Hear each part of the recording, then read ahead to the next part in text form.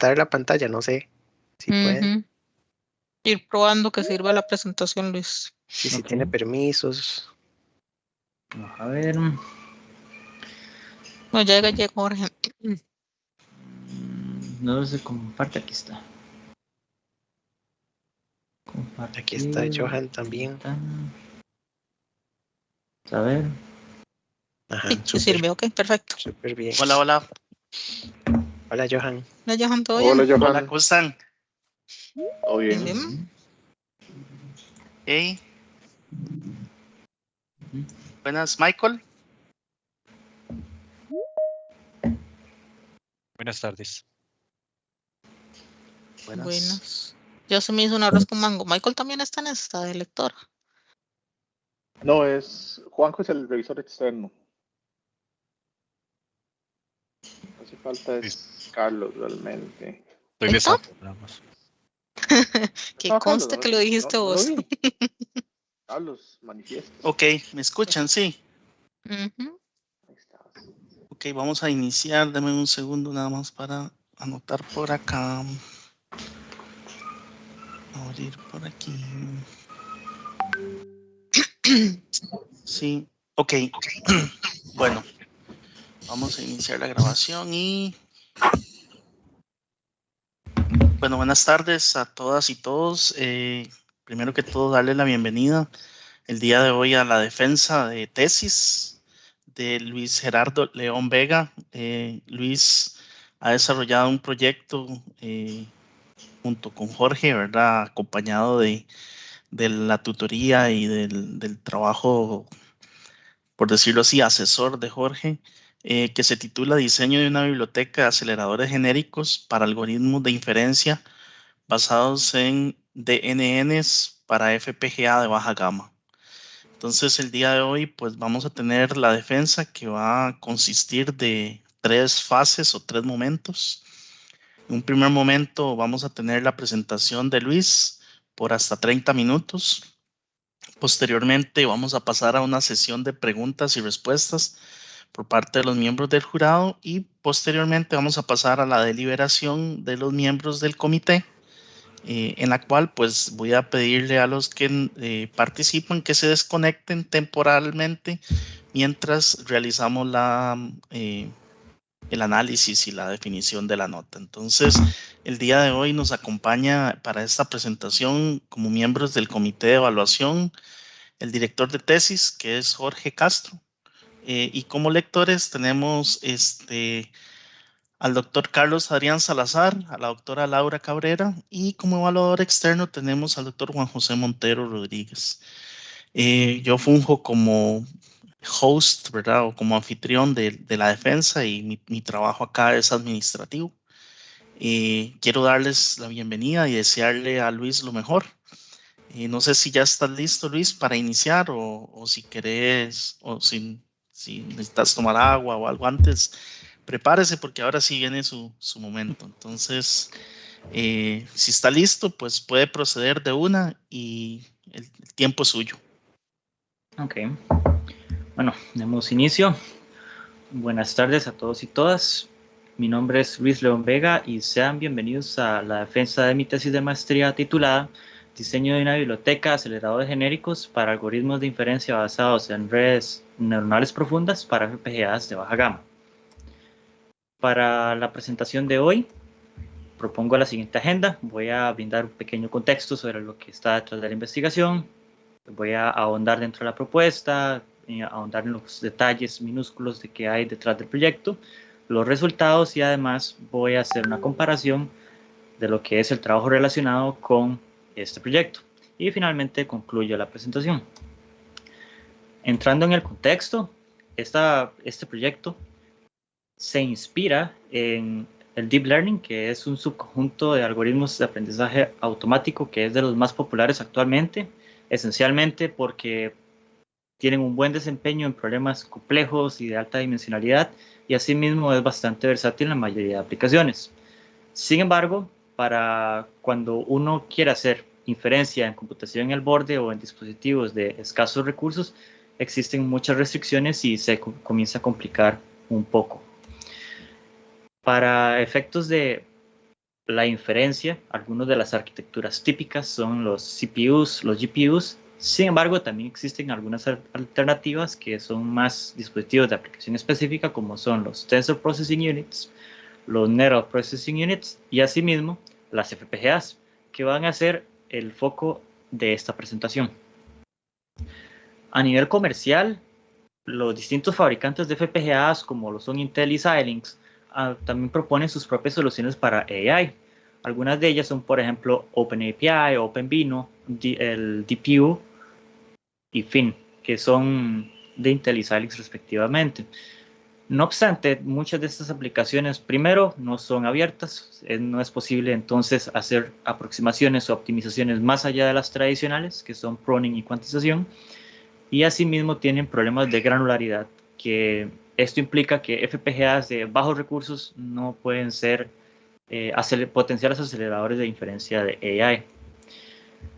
Como propuesta, vamos a repasar un poco los objetivos de esta investigación, que el objetivo general consiste en desarrollar una biblioteca de aceleradores parametrizados a nivel de tipo de datos, precisión numérica y cantidad de PIs para FPGAs de baja gama, en particular para el cómputo de capas densas y convolucionales. En objetivos específicos, el primero es diseñar aceleradores vectoriales parametrizables. El segundo es comparar el efecto de los parámetros de configuración de cada uno de estos aceleradores en cuestiones de nivel de consumo de recursos contra el rendimiento adquirido, y finalmente el desarrollo de un framework para la exploración de espacio de diseño. La contribución de este proyecto o el principal resultado es la biblioteca de aceleradores flexibles, o más allá llamada FAL.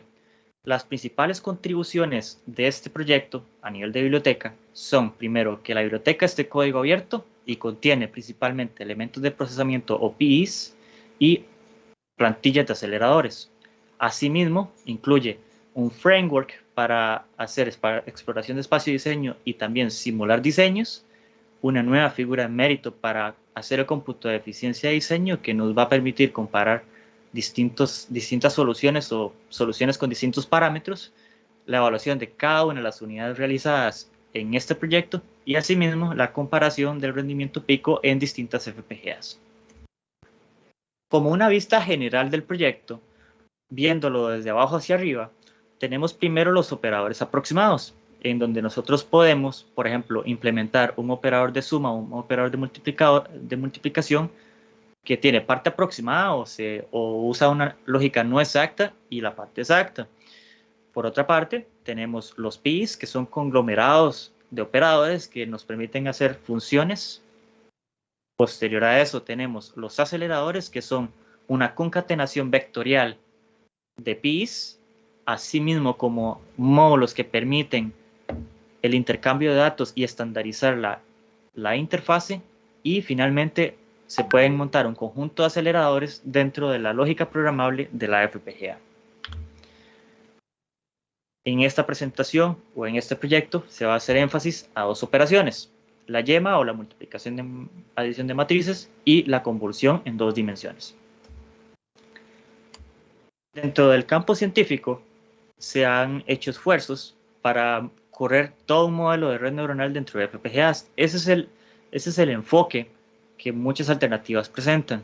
Asimismo, hay aproximaciones de hardware para optimizar modelos, que son optimizaciones más allá de las típicas, y asimismo flujos de desarrollo y frameworks que facilitan transformar un modelo en Python, o ya sea TensorFlow o PyTorch, a lo que es ya un acelerador para FPGA.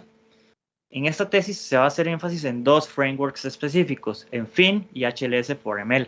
Respectivamente son de Xilinx y del CERN. Esto debido a que son muy similares a lo que se propone en esta tesis. Ok, ahora vamos a ahondar dentro de lo que es la biblioteca de aceleradores flexibles. En particular vamos a definir las operaciones, cómo se implementan, todo lo que está detrás de la parte matemática, asimismo como la implementación y la optimización de los diseños que ejecutan o permiten implementar estas operaciones y el marco de trabajo. En las operaciones para multiplicación y adición de matrices, nosotros podemos hacer el cómputo de una capa densa mediante esta primera parte de acá de esta ecuación, donde vamos a tener el producto punto entre un vector de entradas contra una matriz de pesos, se puede ver de esta manera, y además las desviaciones o los bias. No obstante, esto es usualmente un método exacto.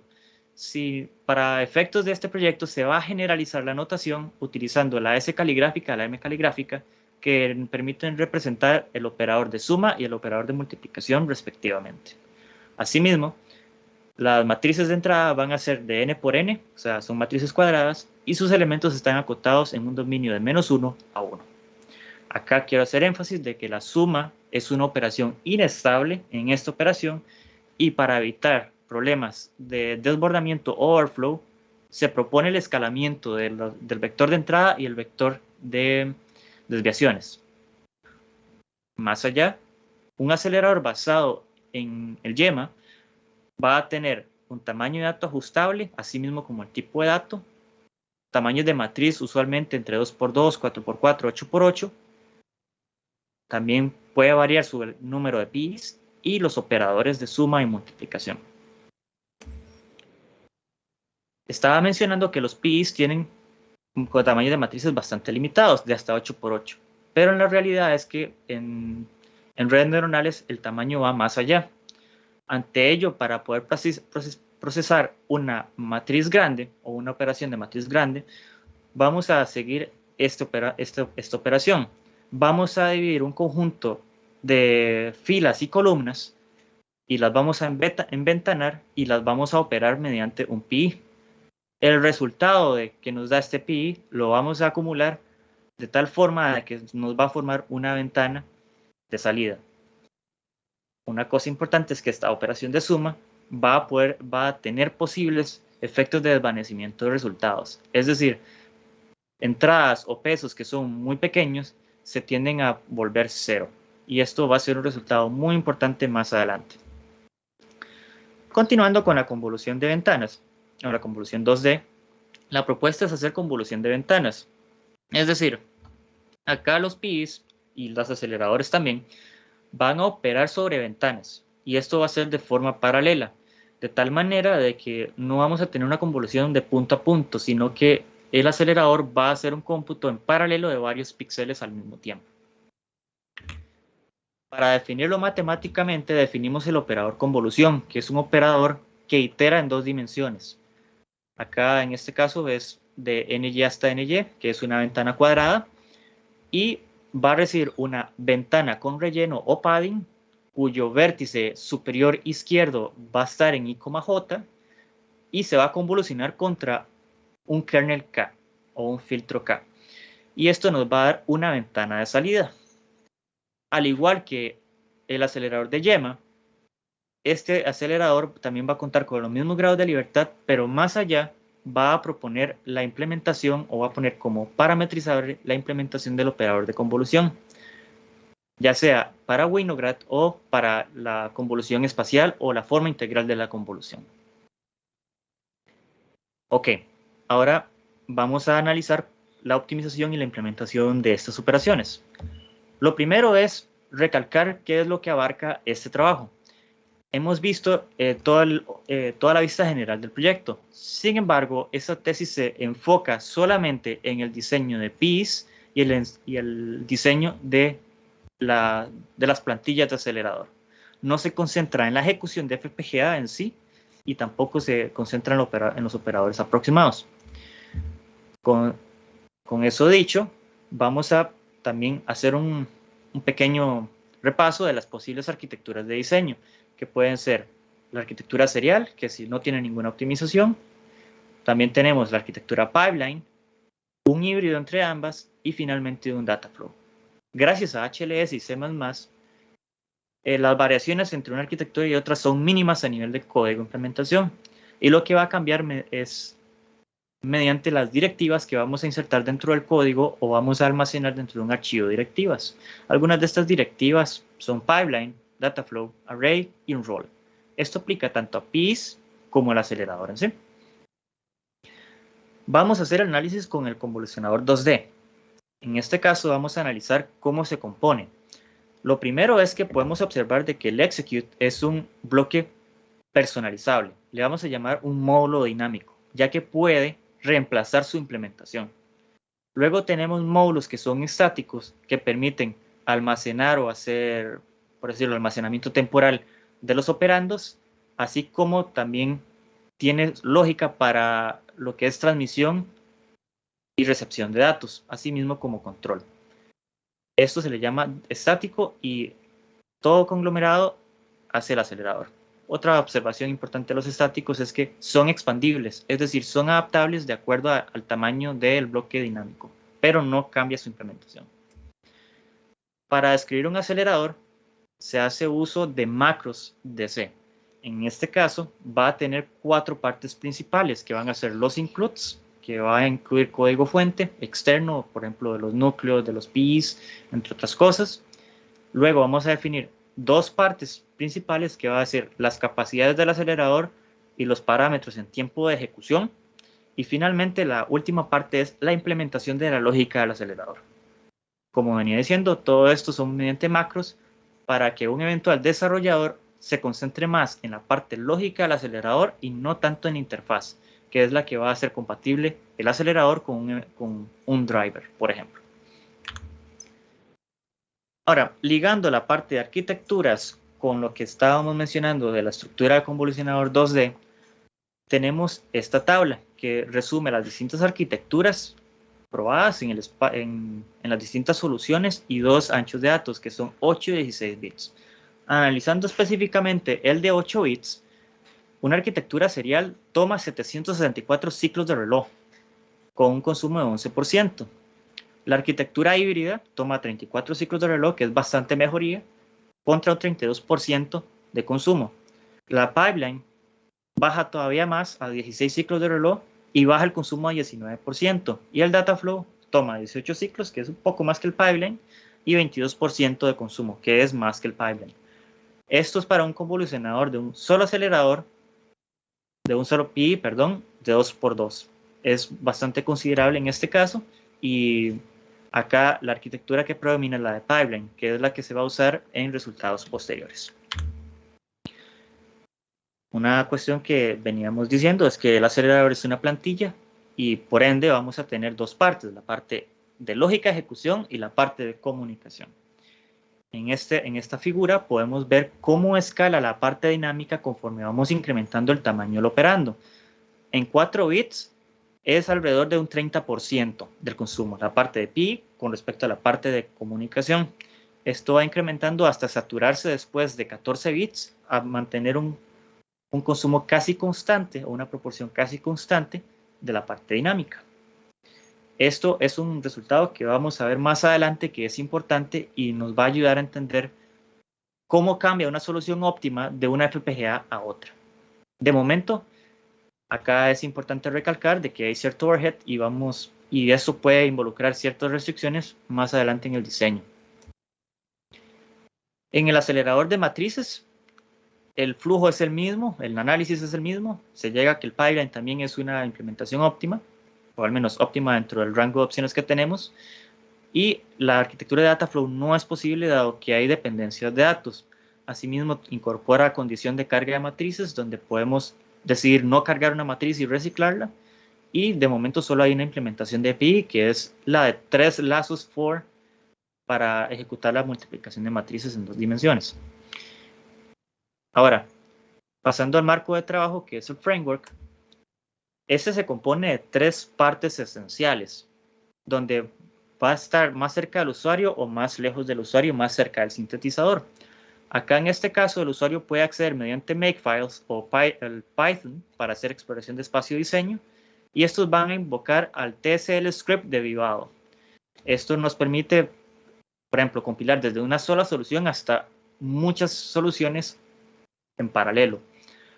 Por otra parte, tenemos la parte de control, que va a ser el test bench, que nos va a permitir simular el diseño, así mismo como las directivas, que nos permiten colapsar la arquitectura en ya sea serial, híbrida o pipeline.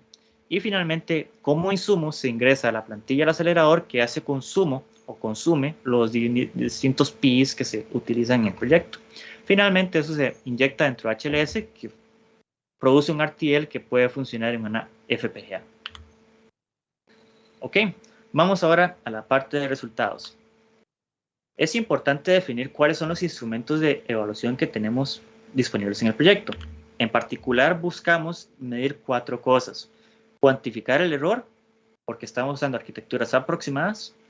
También la capacidad de comparar distintas soluciones. La tercera es ver el impacto a nivel de consumo de recursos.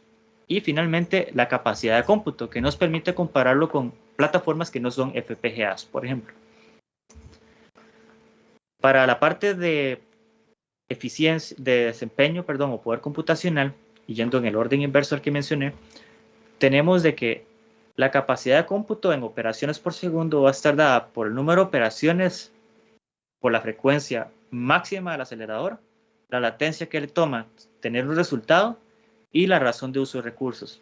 La razón de uso de recursos nos permite hacer el cómputo de una potencia pico, ya que todo esto es un pi multiplicado por la cantidad de veces que cabe un pi o un acelerador dentro de la FPGA. Entonces es como crear varias réplicas dentro de la misma operación. Por otra parte, la eficiencia es un aspecto más integral que permite comparar las soluciones. Acá medimos la potencia pico o el desempeño pico entre el desempeño pico de la plataforma. Para todo el análisis de la tesis y del proyecto se utilizó la setboard, que tiene 276 gigaoperaciones de desempeño. Por otra parte, tenemos las métricas de error. Utilizamos en particular la distancia de error, que nos permite ver de forma absoluta, también cuantificar lo que son distribuciones de error, la media, la desviación estándar y los histogramas.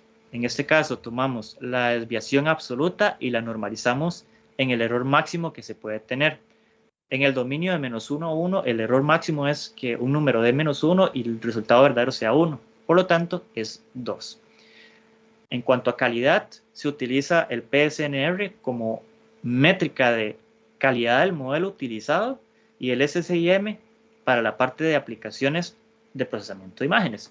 Es importante acá destacar de que el proyecto está inspirado en Deep Learning, pero la idea es también generalizarlo a otras aplicaciones, cosas que no tienen otros frameworks como HLS y FIN.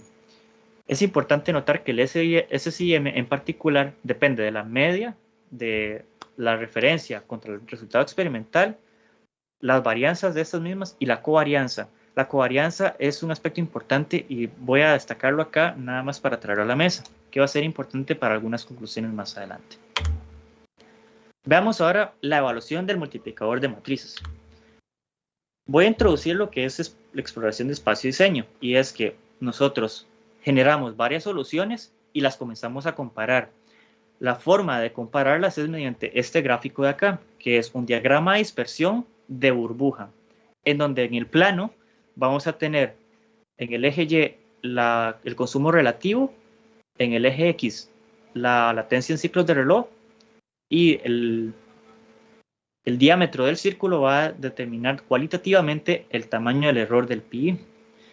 Acá podemos observar de que la mejor solución está más cerca del origen y en este caso es de 16 bits con 4 bits entero de tipo de dato, un pi de 2×2, un error de 5.9%, consumo de 7% y latencia de 7 ciclos, con PSNR de 30 dB y el tamaño de la matriz utilizada de 120×10.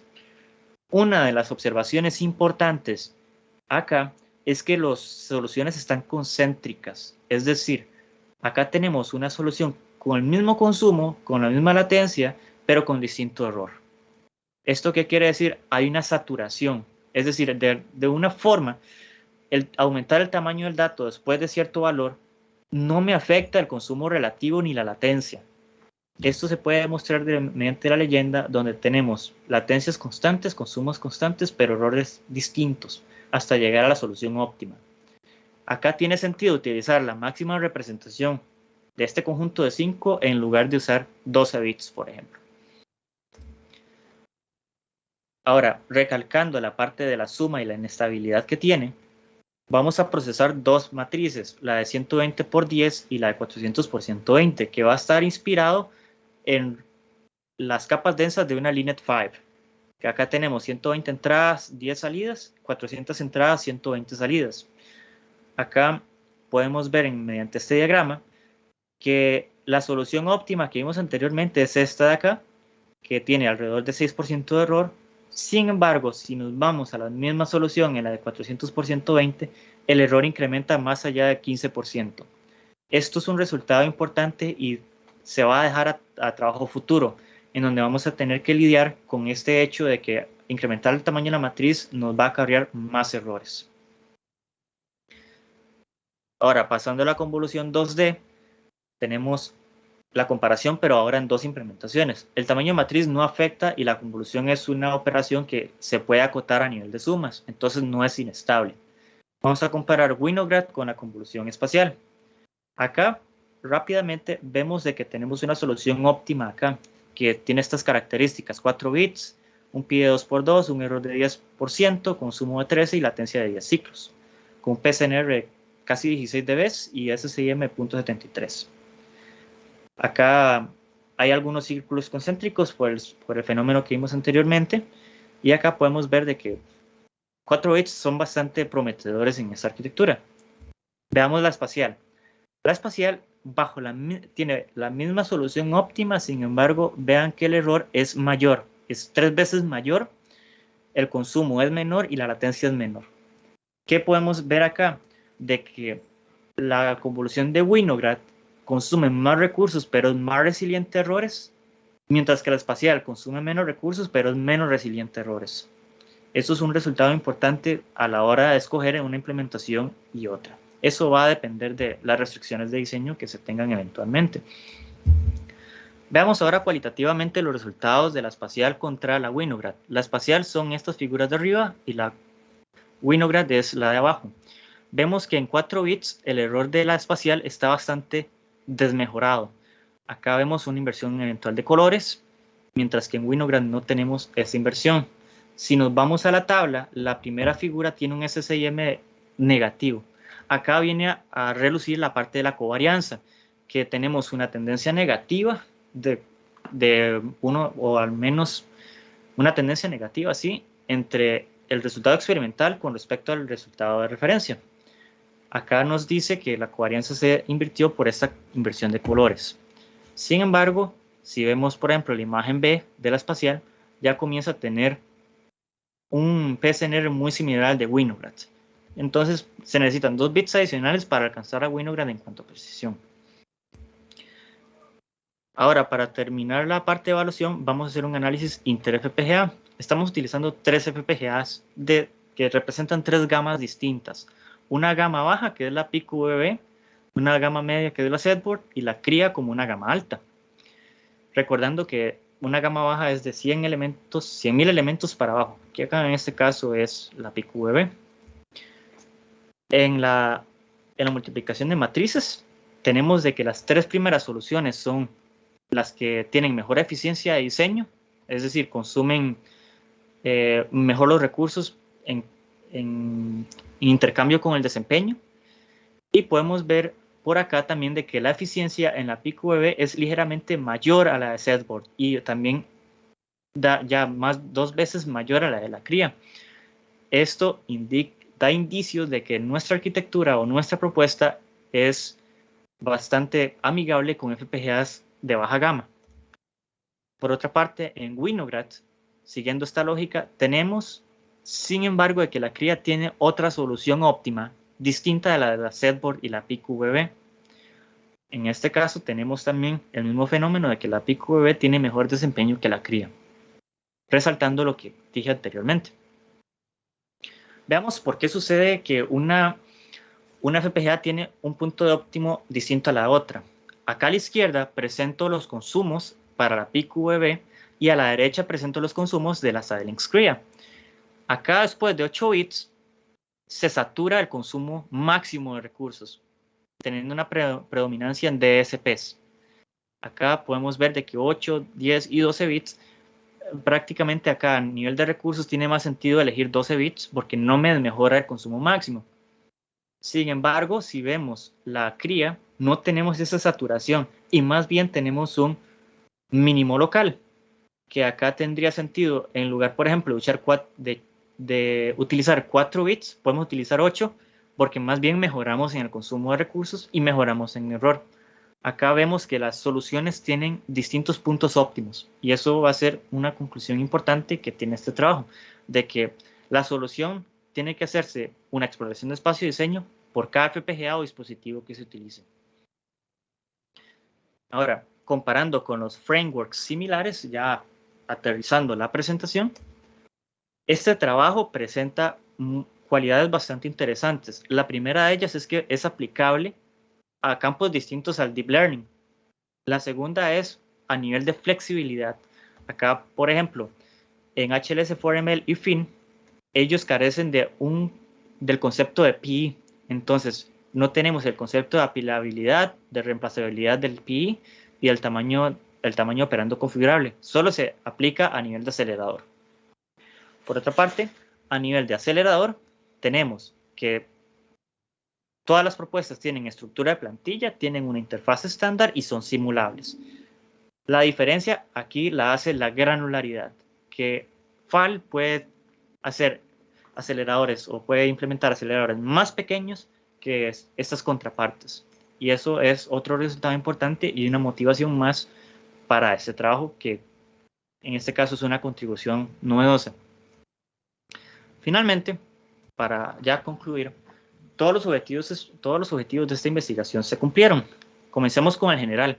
Se propone una biblioteca de PIs y aceleradores que son el núcleo de la mayoría de redes neuronales. Al menos dentro de la literatura se hace énfasis de que las convoluciones y las multiplicaciones de matrices son abundantes y son un objeto de optimizaciones constantemente. Luego, el primer objetivo específico resalta en el diseño modular que se realizó, que permite el desarrollo de bibliotecas usando PIs y aceleradores plantilla, y que esto favorece a FPGAs de bajos recursos y permite paralelismo en FPGAs grandes. El segundo objetivo específico se cumple mediante la proposición de la figura de mérito de eficiencia y la de operaciones que se prestaron las dos primeras, desempeño y eficiencia. Además de que se hizo un estudio de los compromisos a nivel de error y asimismo se propone la parte de, veamos, todo el estudio de lo que es la exploración de espacio y diseño que se presentó anteriormente. Finalmente, el tercer objetivo específico se cumple mediante la proposición de un framework que genera de forma automática todas estas arquitecturas y la simulación de aceleradores. Dato curioso, todas las figuras que vimos en esta presentación fueron generadas automáticamente por la herramienta. Entonces, si ven, podemos hacer un estudio bastante amplio de todas las arquitecturas y soluciones posibles de forma automática y mediante simulaciones. Como trabajo futuro, queda pendiente la parte de la implementación de en la FPGA real, queda pendiente la parte de operadores aproximados y la aplicación de una red neuronal real, asimismo como investigaciones más allá de lo que se propone en esta tesis, que por ejemplo, utilizar métodos factorizados de multiplicación de matrices como es Strassen, evaluación contra otras plataformas no FPGAs y la publicación del resultado actual. Y este trabajo tiene 6 productos derivados que ya han sido publicados. 2 de ellos son las publicaciones en repositorios públicos, una publicación en el IEEE DICAS y una publicación bajo revisión en ACM Text. Asimismo, hay publicaciones en Tecnología en Marcha. Y eso es todo por esta presentación. Muchísimas gracias. Muchas gracias, Luis. Excelente presentación. Vamos a pasar ahora entonces a la sesión de preguntas.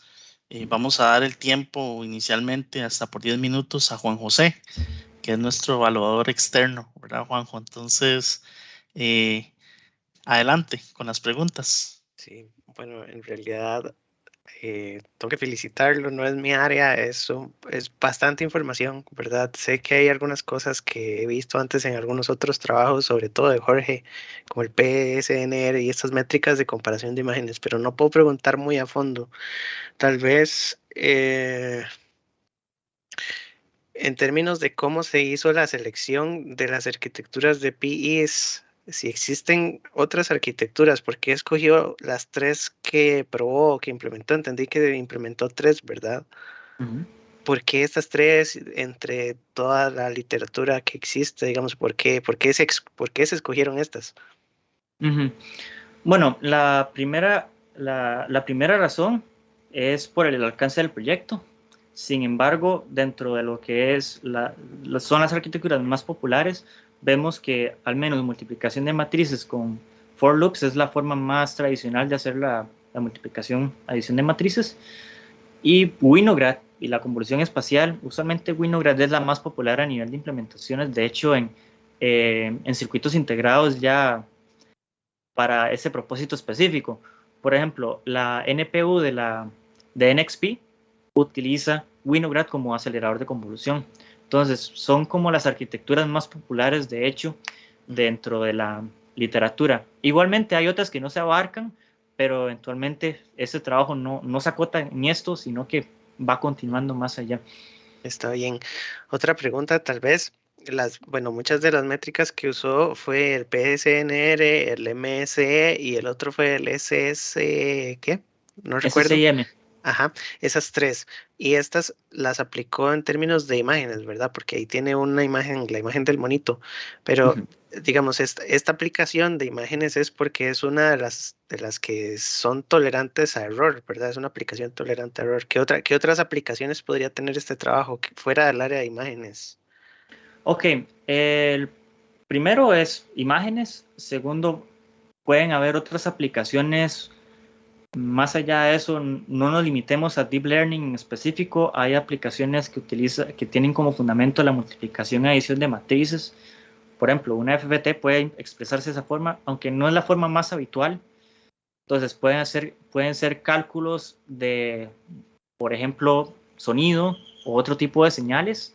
Ya más allá, por ejemplo, imágenes bidimensionales también pueden ser sujeto de análisis acá.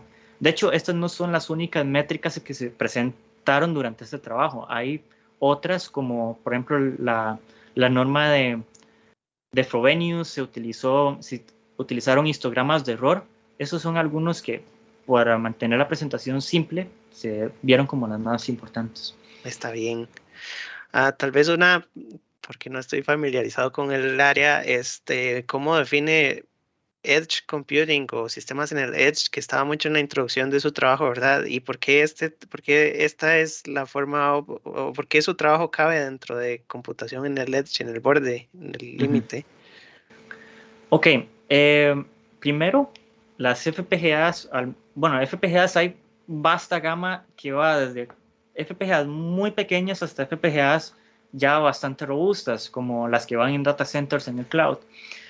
Acá la motivación es, como estamos trabajando con FPGAs de baja gama, eso es una aplicación directa para IoT, por ejemplo, que utiliza mucho computación en el borde. Por otra parte, otra de las motivaciones es, ok, ¿qué pasa, por ejemplo, si dependemos mucho del cloud para tareas de inferencia? Que usualmente, no sé, por ejemplo, con los asistentes virtuales en los celulares, se envían muestras a la nube para hacer la inferencia. A veces se ejecutan en el mismo celular, pero hay otros asistentes que las envían a la nube. ¿Qué pasa si estamos en un momento de desconexión, en alguna aplicación crítica, por ejemplo? Esto le da menos confiabilidad al sistema. Entonces, parte de esto es, ok, hay alternativas, están, por ejemplo, las GPU de NVIDIA, en específico los sistemas empotrados, las Jetson. Hay soluciones como las de NXP, entre otros, pero FPGA es la que tiene el ámbito más prometedor a nivel de consumo de energía, que quizás el desempeño no alcanza el de una GPU, pero para ciertas tareas podría ser un buen candidato. De acuerdo.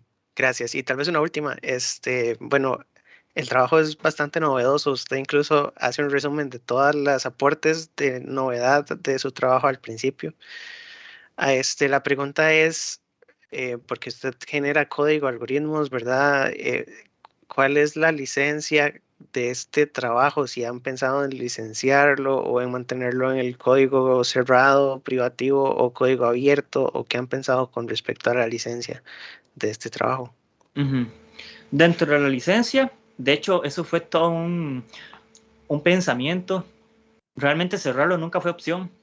Es decir, que la idea es que se expanda y más bien en lugar de cerrarlo y nosotros mantenerlo, es que otras personas quieran colaborar con la parte de investigación. O sea, es una apertura. En cuanto a licencia, GPL tampoco fue una opción, porque la idea es que aparte de esto también se escalen a aplicaciones comerciales y otras personas también se puedan beneficiar. Lo que sí era el requisito de que si hacían una modificación, al menos nos contribuyeran con el cambio.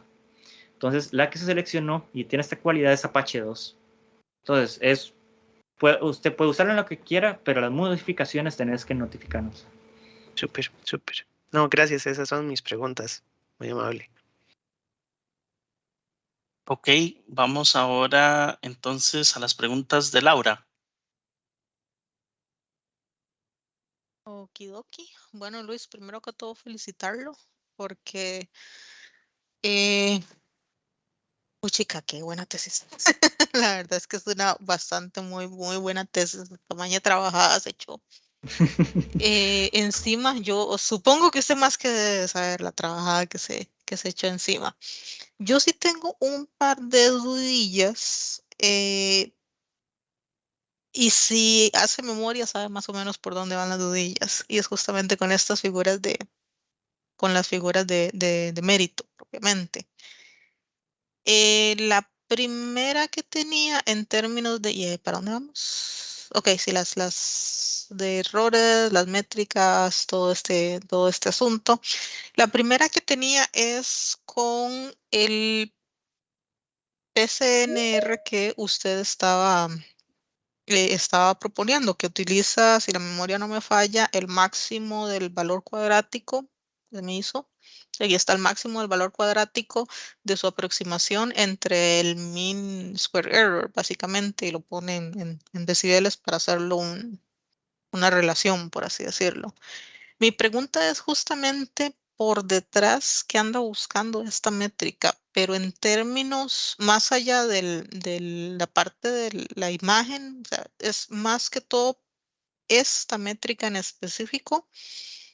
¿Qué información le aporta usted en términos de la aproximación que se realizó? Acá, bueno, primero resaltar de que el máximo viene por lo del pico. ¿No? Eso es lo primero por ahí. Ahora,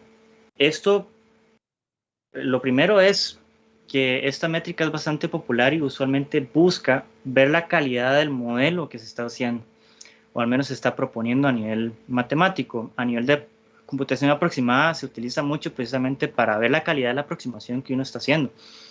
Entonces, ¿qué es lo que se busca? Precisamente permitir comparar soluciones y la calidad a nivel de la señal a ruido que tenemos acá. Acá el ruido absorbe más que simplemente la parte de ruido de cuantización. Acá absorbe también ruido del error introducido por la aproximación. Por ejemplo, la parte de la suma, cuando uno trunca o escala entre 2n, que esa es una de las aproximaciones que se hace, esto ya introduce bastante ruido. Entonces, utilizando el PSNR, prácticamente se comienzan a visualizar estos comportamientos patógenos. Ok, entonces llamemos la suposición o la esperanza es que el MSE pueda absorber, por así decirlo, todas las diferentes potenciales fuentes de error que puedan haber, no solo en términos de cuantificación propiamente de la aproximación, sino de otro tipo. Esa es Exactamente. Ok. La otra preguntilla que tenía, bueno, ya básicamente me respondió la de la eficiencia, entonces ya la quito. Bye bye.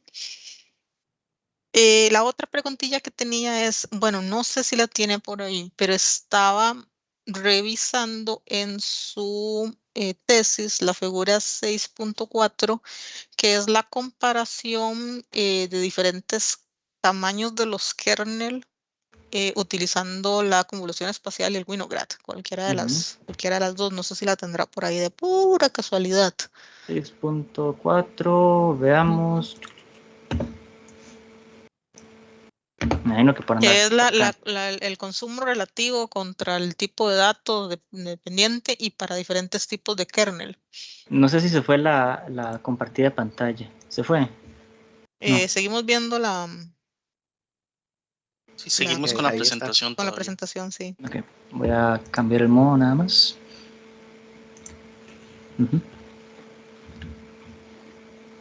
Esta figura. Esa figura, exactamente. Y me quiero ir a la figura, yo sé que no la presentó, totalmente de acuerdo que me estoy saliendo un poquitito, pero pues uno revisaba todo, incluida esta figurita. Y me surgió justamente una duda, vamos a ver, A, B y C, si la memoria no me falla, eran espacial, sí. Y la D era Winograd, justamente. ¿Es correcto? Correcto, ¿verdad? Sí.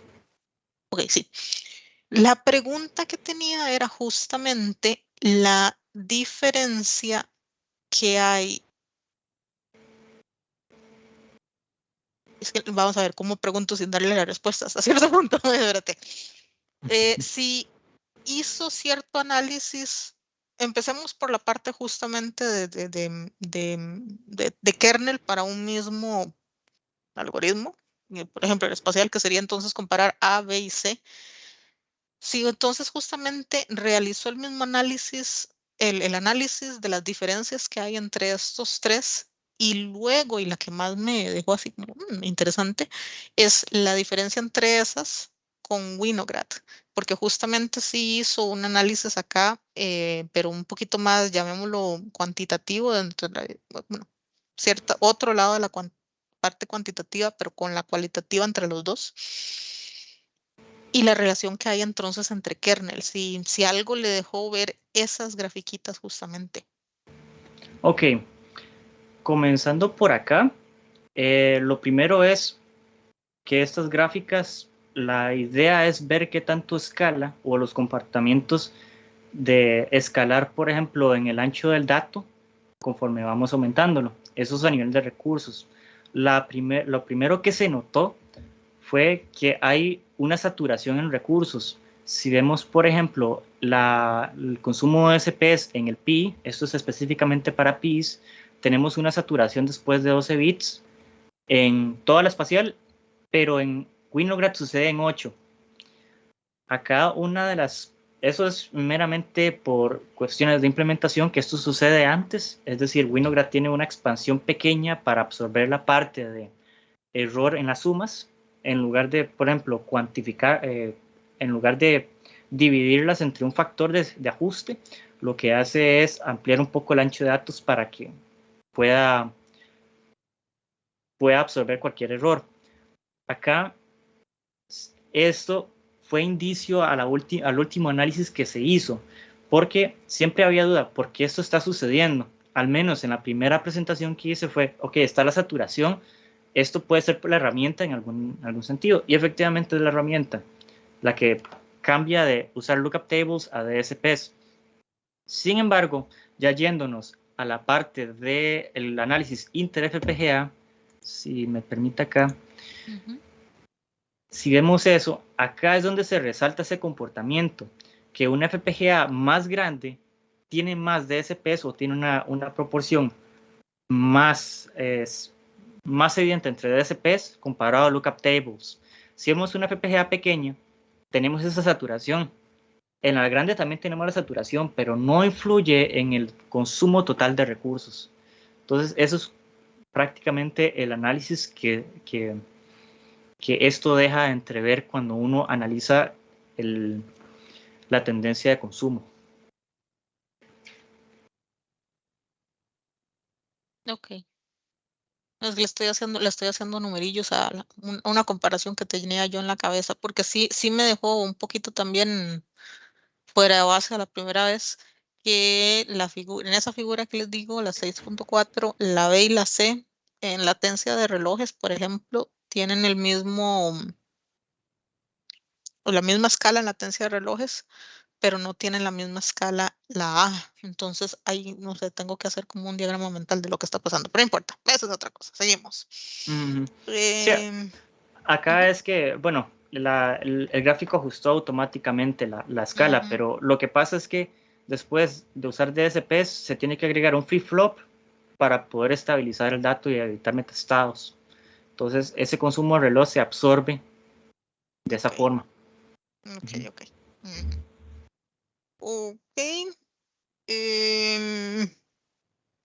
Y la última preguntilla que tenía era, creo que esto es en la presentación, pero lo dijo nada más de paso.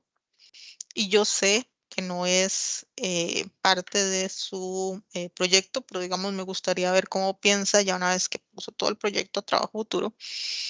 En la diapositiva 29 he dicho que puede generar este sistema un RTL que usted nada más se lo da a la FPGA y listo, se evalúa.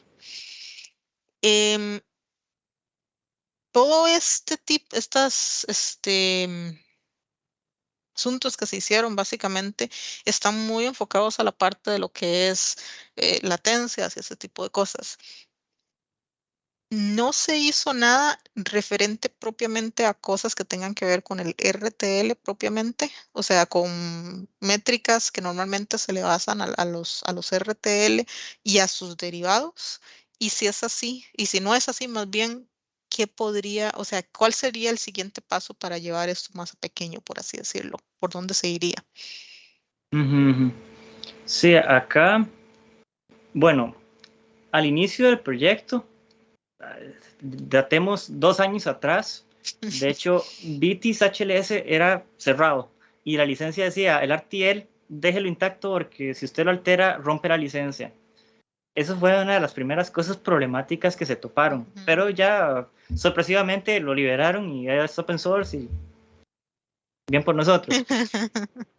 A nivel de RTL, de hecho, hay algunos aspectos interesantes que hemos notado. Hay 2 proyectos en particular que están, bueno, uno ya defendió y el otro está por defender, que es con los cores aproximados.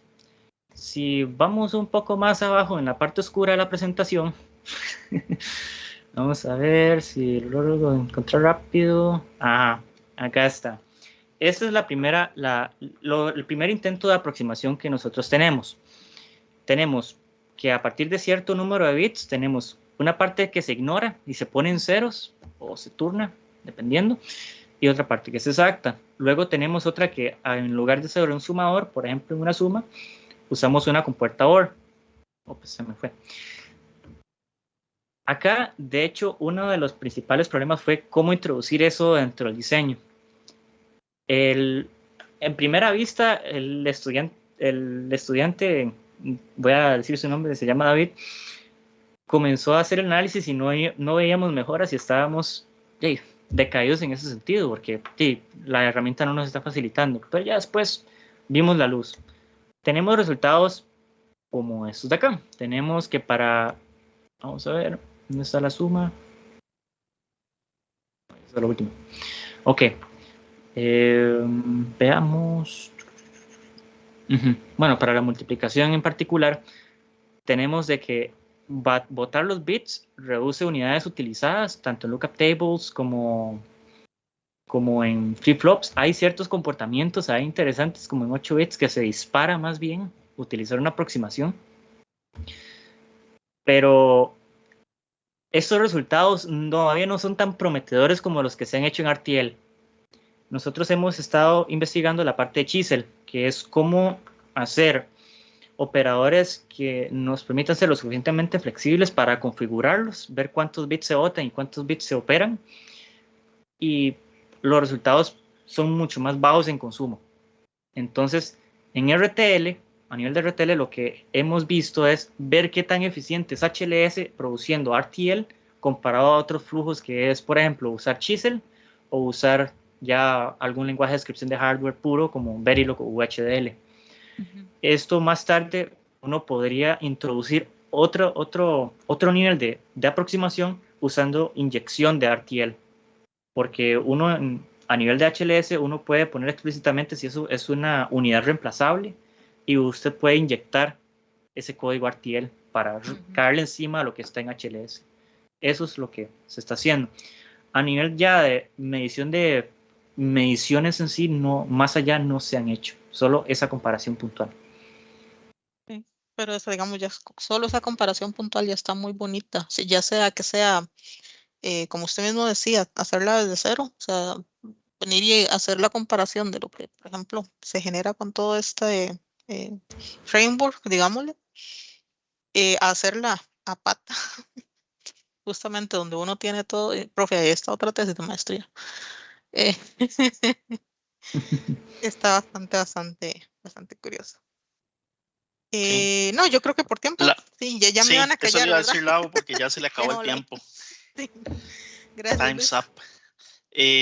Ahora, bueno, vamos a pasar a las preguntas de Carlos. Carlos, ¿estás por ahí? Sí, por acá estoy, ¿me escuchan? Pura vida, Carlos, toma unos 10 minutos para desarrollar la interacción con Luis. Perfecto, muchas gracias, Johan. Primero que todo, Luis, muchas gracias por la presentación y pues como han dicho todos los compañeros, ya esto de ser lector de la maestría me ha tocado en varias ocasiones y la verdad que este es por mucho el mejor trabajo que he visto, sinceramente. Está muy completo, está muy analizado todo. De hecho, incluso hiciste pues parte del feedback que te dimos en investigación 1, lo veo ahí en el trabajo, ¿verdad? Incorporado. Entonces, pues ciertamente no hay mucho por donde criticarte. Por ahí, bueno, en cuanto al trabajo, que está muy bien escrito y todo, pero creo que te emocionaste un poco tal vez en el resumen, lo veo un poco grande.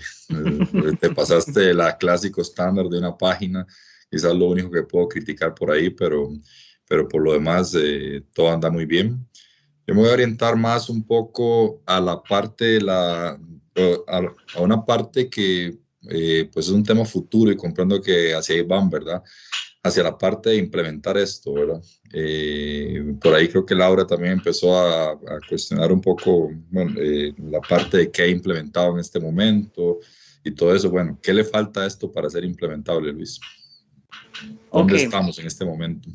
En este punto, no muy abarcado en esta presentación o en la tesis en sí, pero sí abarcado en otros proyectos, tenemos la parte ya de, veamos, la parte de driver. El driver ya de hecho sigue un patrón muy similar a este. Nosotros, bueno, ya acá las presentaciones son en inglés porque ya son dispositivos de Esas son las de respaldo. backup, sí. Sí. Acá nosotros, de hecho, mucho de lo que es la literatura HLS4ML en específico utiliza una arquitectura muy similar a esta, que uno tiene el input stream con cierta latencia, ejecutas en paralelo todo y luego salís con un output stream. La propuesta acá, que es muy similar inclusive a la que utiliza Fin, nosotros buscamos granularidad en los aceleradores, es decir, tratar de comernos un poco el overhead, que implica tener una plantilla y tratar de reducir ese overhead al máximo, o al menos a encontrar un compromiso y llegar a tener un patrón de ejecución como este, en donde vamos a reducir el tiempo de comunicación al menos un tercio, y ya después comienza a llenarse otra serie de PIs y esto reduce el tiempo de ejecución. Eso es uno de los avances que se ha tenido.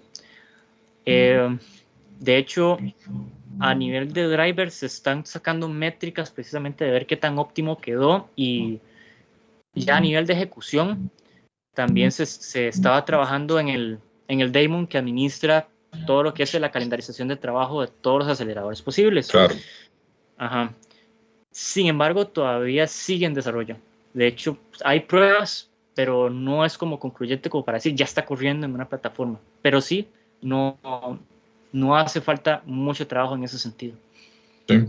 Y ¿Cómo andan también y apegándome un poco a la pregunta anterior?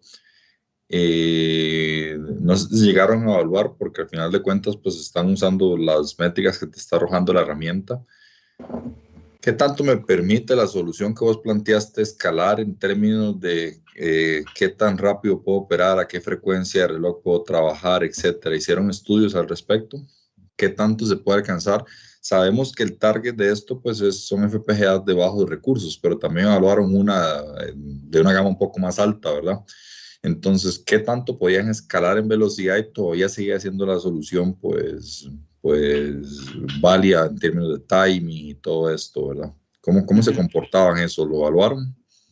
de momento, para hacer la comparación justa, se setió una velocidad de reloj común para todas. Claro. Fueron 100 MHz. De hecho, es una frecuencia bastante baja.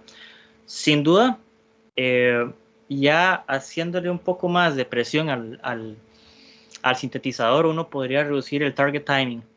Entonces, a partir de eso, uno puede, de hecho, tener distintos panoramas en cuanto al máximo. De hecho, el framework en sí te permite ajustar el reloj o el target timing que uno tiene.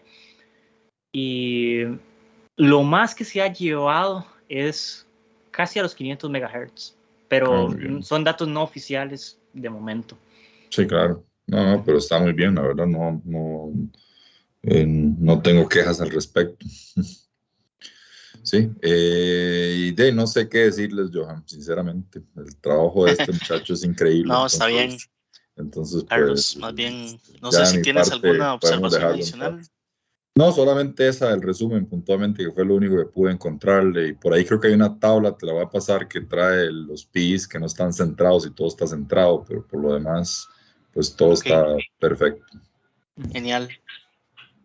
Buenísimo. Ahora, bueno, no sé si Jorge, usted, bueno, como director de tesis, pues ya conoce el trabajo muy en detalle, ¿verdad? Y pues usted obviamente leyó y aprobó la tesis y todo y conoce todo el detalle.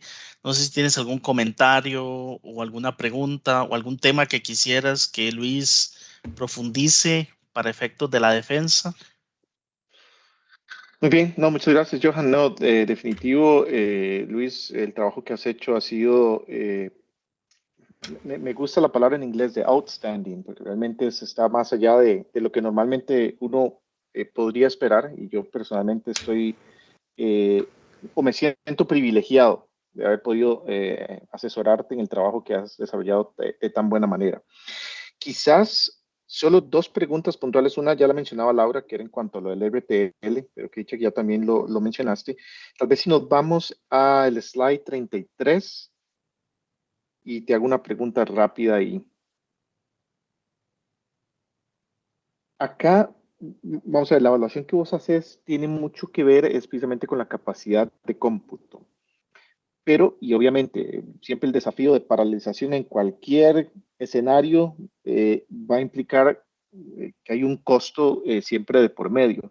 ¿Cómo considerarías en este caso, por ejemplo, que podrías incrementar aún más la figura de mérito una vez que obviamente puedas modelarlo para considerar los costos, digamos, de comunicación, de poder intercambiar toda esta información que vas a estar trayendo, como lo mencionabas, a partir del driver, pero para poderlo distribuir entre los diferentes elementos de computación, elementos de procesamiento, perdón, y luego volver a traer esa información y devolverla.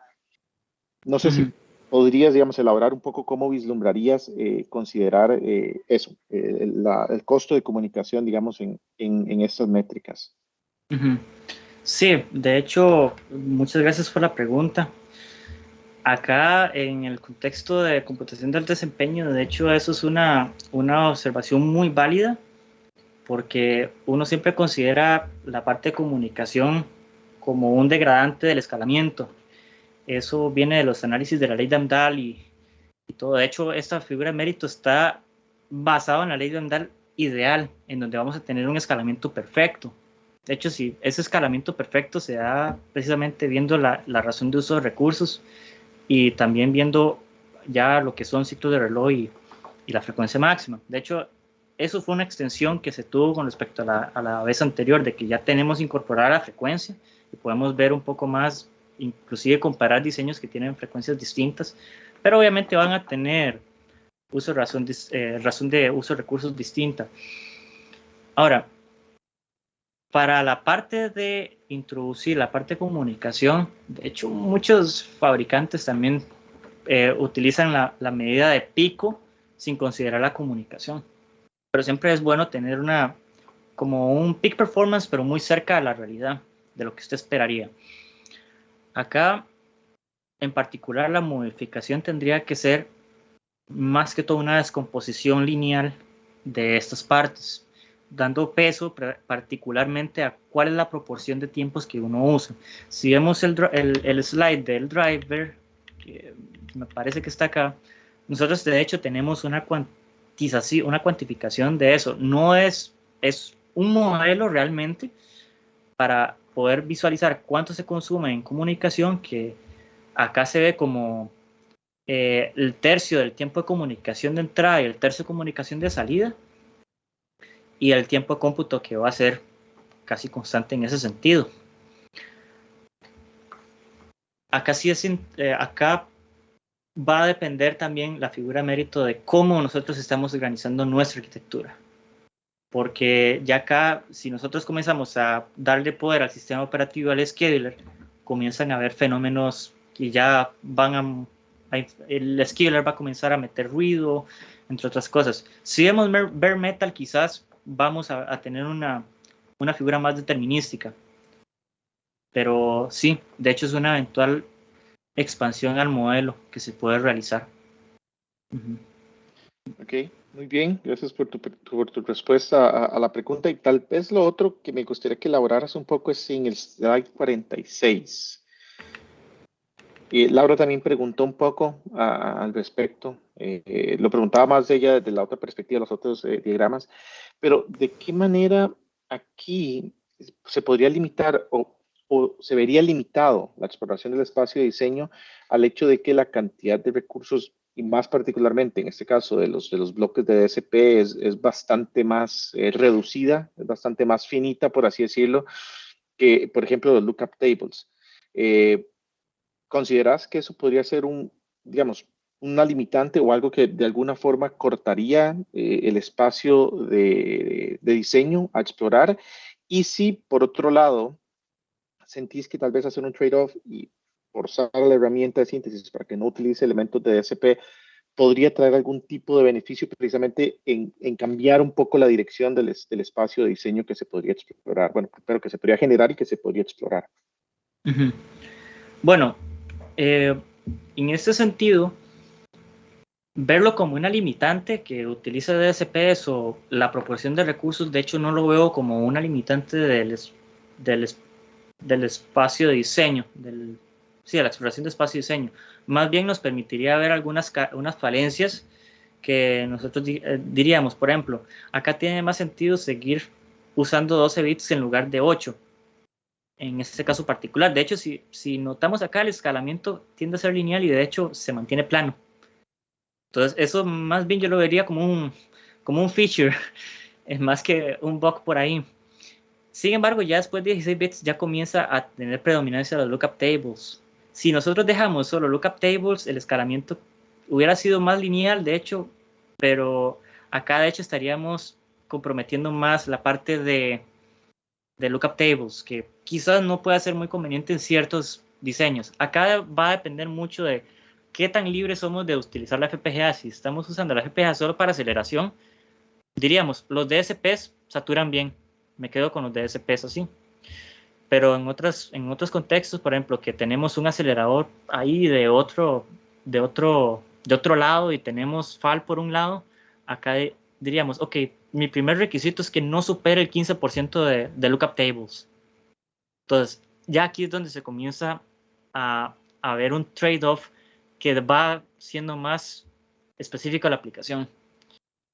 Entonces, mucho del espacio de diseño acá en ese sentido sí va a depender va a ir en función de la aplicación y de los requerimientos del sistema que nosotros tengamos. Ok, no, y genial, porque en todo caso la forma tan genérica en la que está todo previsto permite jugar con esas restricciones que se le podrían dar. Entonces, genial. No, pero realmente esas son las dos preguntas en las que quería escucharte un poco más al respecto. Entonces, de mi parte, estoy listo. Johan.